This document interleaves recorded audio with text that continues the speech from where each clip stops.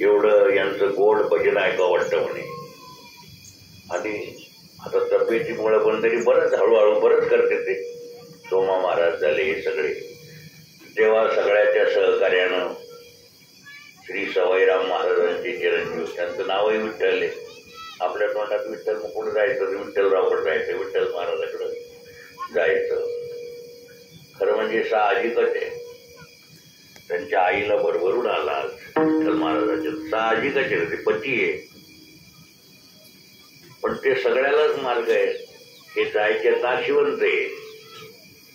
गोरगरिबानं किती जरी प्रयत्न केला तरी हे राहू शकत. श्रीमंताची गोष्ट वेगळी आहे.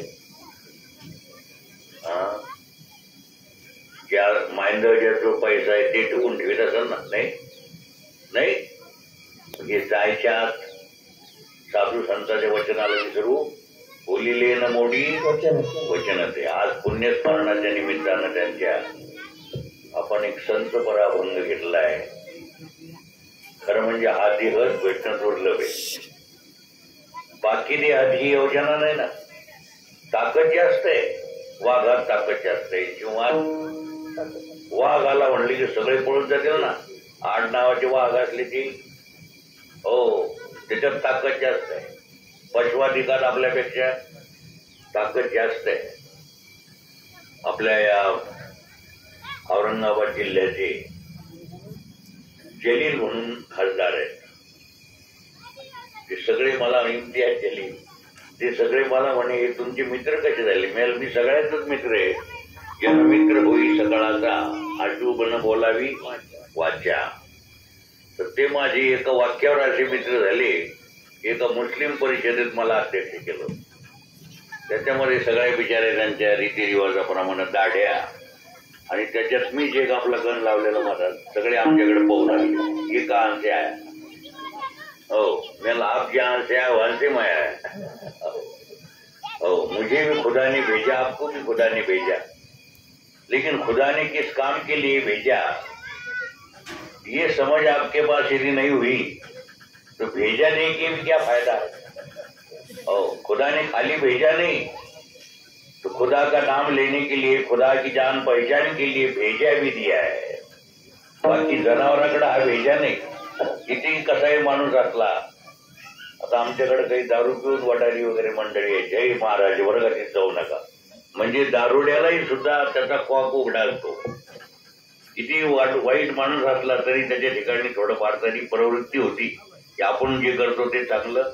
त्याला पश्चाताप होतो कधी ना कधीतरी. पश्चातापेनं वाल्या कोळ्यानं किती माणसं मारले, इतके तर चापटा मारल्या नसत्याल तर तुम्ही कोणाला, किती मारले बिचाऱ्यानं.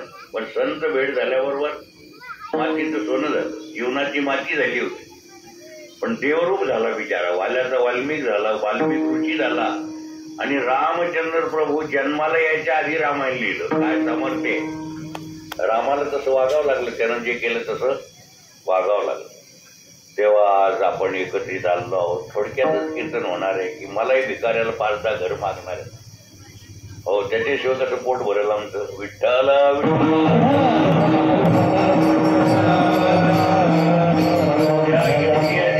आमचं असं झालं, मैं खुदा ने सबको भेजा है यहाँ पे. त्याचं वाक्य असं होतं, नफरत को मिटाओ और देश को बचाओ. मग बोला नफरत जो आहे तो आपने से सुरुवात करता जाता.